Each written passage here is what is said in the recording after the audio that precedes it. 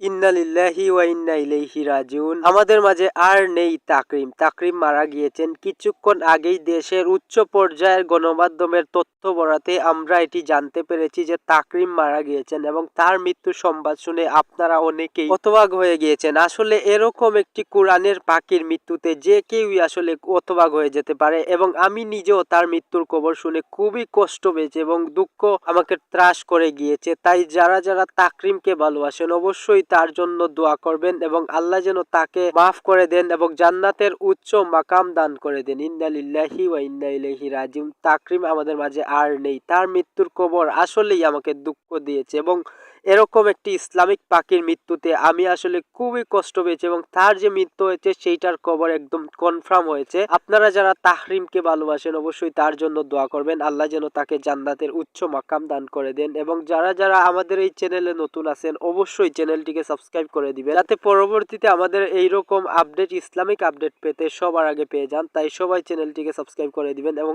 তাকরিমের জন্য অবশ্যই সবাই দোয়া করবেন। আসসালামু আলাইকুম। সবাই সুস্থ থাকবেন। আল্লাহ হাফিজ।